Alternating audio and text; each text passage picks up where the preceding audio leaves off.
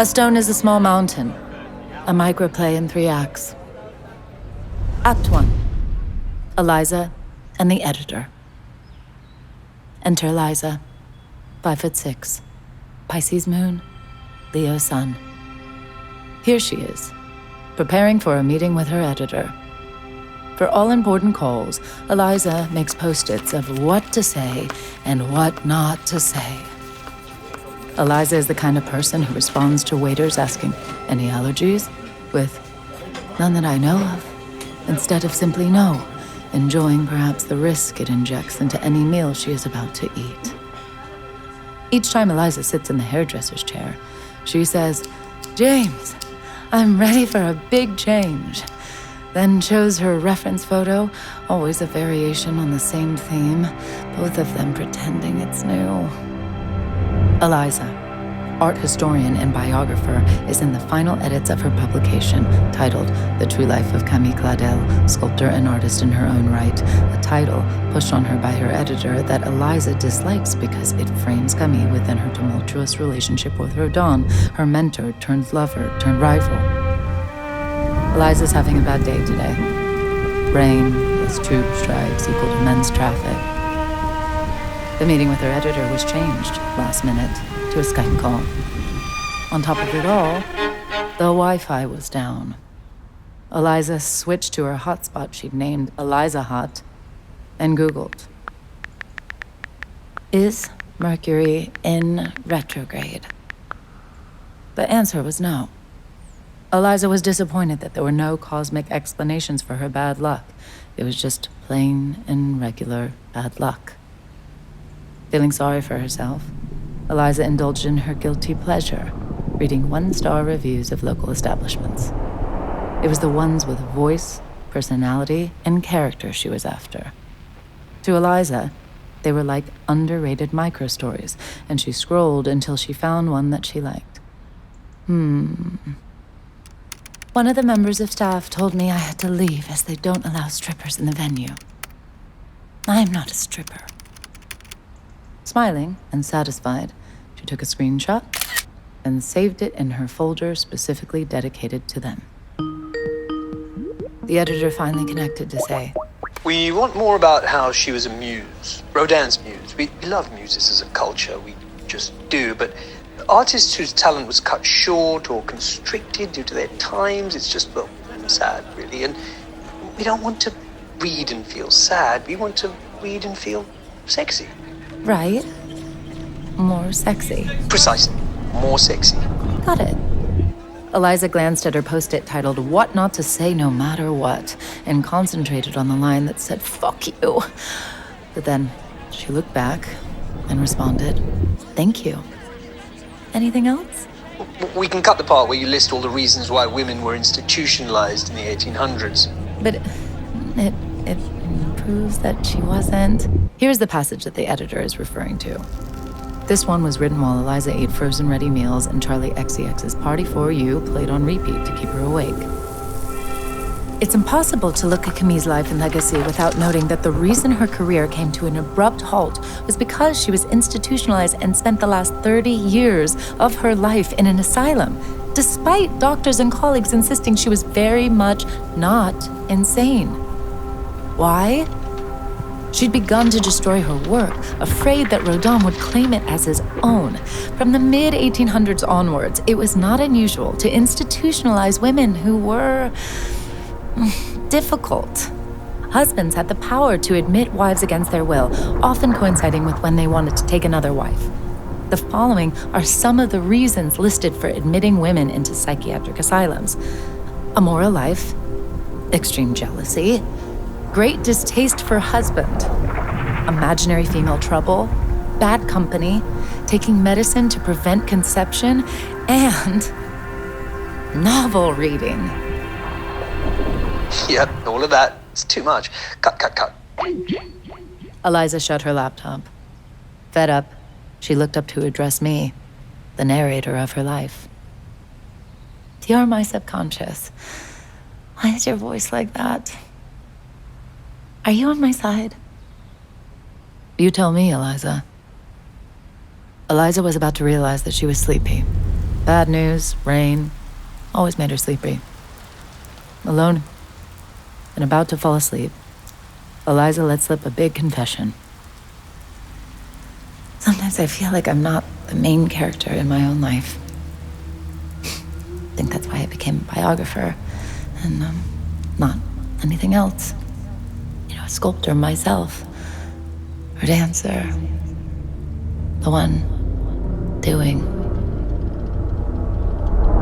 End of Act 1. Act 2. The Dream of Camille. Aliza knew she was dreaming when she heard the violin. Her dreams often featured the instrument, as for most of her childhood, she'd fallen asleep or woken up to the sound of her sister obsessively rehearsing. It occurred to her that in this dream, she was Camille Claudel herself. She studied her hands like they were underwater. The lines of her palm, the blue vein under her wrist splitting off like a fork in the stream. And when Aliza spoke, out poured Camille. My hands were the first part of my body I remember noticing. One day you don't know you're a person with a body. And the next day, here are hands, and they're yours. I looked upon them in my lap, and I knew these were my companions for life. I remember thinking as a girl, without reservation or any feeling of shame at being so vain, my hands were beautiful. Moving dirt around, using pressure and moisture to form shapes with clay, it came naturally, Coaxing out figures, knowing limits, how much I could stretch a thing before it broke. When people looked at what I made, they remarked to my father, as if I wasn't present, wasn't listening. This one's got something. It's in her hands. It felt like a sign. Them saying it like that.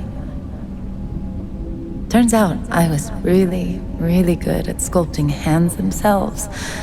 Better than anyone. And feet, too. Feet being so similar.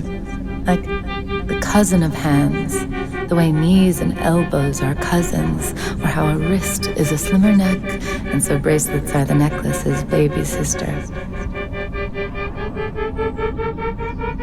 And so Rodin put me in charge of doing the hands and feet of his major sculptures, recognizing my talent at executing something so difficult and yet so essential.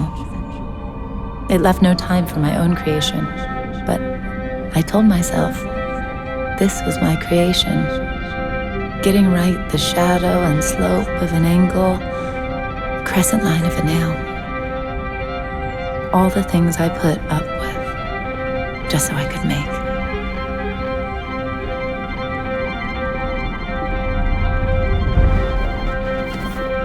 The first time Rodin signed his name on my work, I was proud, radiant even. That's how young I was, how new to life.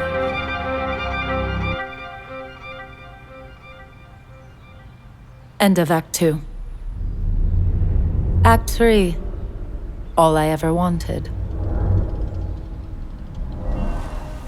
Hello, your call cannot be taken at the moment, so please leave your message after the tone. Hello, Aliza. I'm afraid we'll have to part ways on this project after all. The edits have not been adequately addressed, you see, and the direction of the book is a far cry from the original pitch document. I do wish you all the best, and I look forward to seeing this book in the world one day. Well, best of luck then. It's been a pleasure. Aliza started with some novel reading. She thought she ought to read one of the classics. Those 100 books to read before you die types. So-and-so is miserable until the very end when the lover appears in earnest and not in the foul mood he's carried for 300 pages. Ugh, no thank you. I decided on some Miranda July instead. then Raven Leilani, essays by Kathy Parcom. For one endless afternoon, I was Annie Ernaux waiting for my lover to call. Spent 30 pounds to get an out-of-print book that I used to like as a kid called Dudley Bakes a Cake. Bucket. I even read some Dune. Then it was time for some extreme jealousy. I knew exactly what to do. Pulled up the Instagram profile of impossibly cute and wholesome influencer living in the countryside with seemingly no regrets, baking pineapple upside-down cake for her husband and 8 kids on a Tuesday, whilst also managing a homemade beeswax candle brand.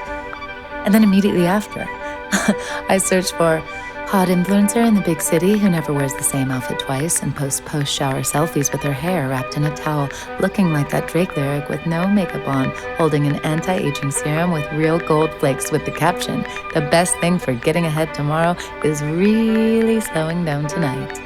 Hashtag sponsored. Hashtag ad.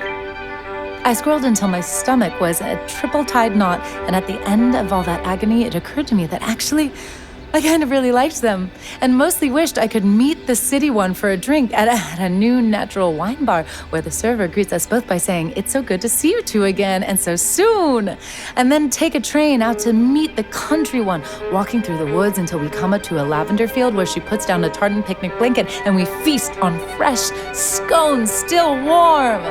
I ordered clotted cream on Deliveroo. It came in 22 minutes. Took my time making upward sweeping circles on my cheeks with my serum. I had no husband to feel any strong distaste for, but I still thought of the things I should have said to my ex Oliver. So I made a fake assistant email with Oliver's name and set up an automatic response to all my emails. "Hello, I'm out of office until further notice. If urgent, please contact my assistant, Oliver, at assistant2eliza@gmail.com. It felt unbelievably good. Clearing out my desk and preparing to send my book out to different publishing homes, I found all the Post-its I'd made of things I shouldn't say, and I recycled them. I stopped strangers in the street, and I told them exactly what I liked about their outfit. Their coat, the buckle on their boot, the one earring longer than the other. And when people called me Aliza, I finally corrected them saying, "It's Aliza!" It's Aliza, actually. And you know that viral blog where people send screenshots of the most hilarious 1-star reviews they come across called "If I Could Give It 0 Stars, I Would"? Yeah, I started that. And during this time, I eventually realized that the voice in my head was mine. Aliza picks up a phone. She dials a number. It rings and rings. Her hairdresser, James, picks up. "James, hi. Yeah, I think I'm ready now for that big change."